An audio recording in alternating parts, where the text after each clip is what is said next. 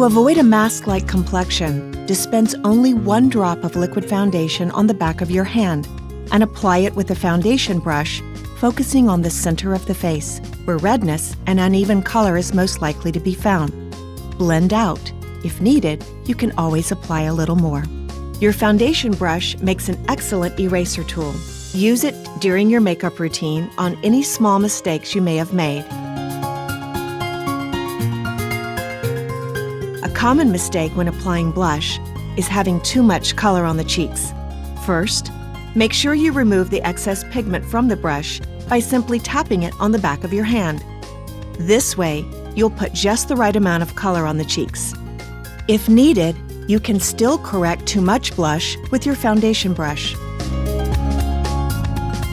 For mistakes in the eye area, you can use a drop of Genifique Eye Light Pearl on a cotton bud to easily remove shadow that's fallen onto the under eye and to keep the skin smooth and hydrated.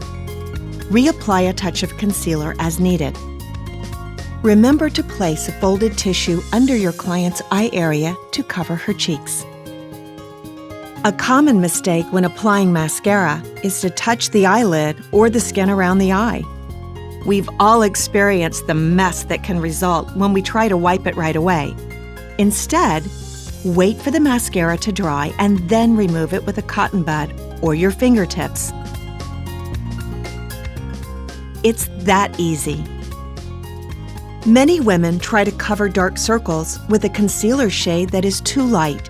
This creates a gray look and makes the darkness more visible. To avoid this, mix a drop of concealer with a drop of foundation. It helps to brighten the under eye and look more like your own skin color.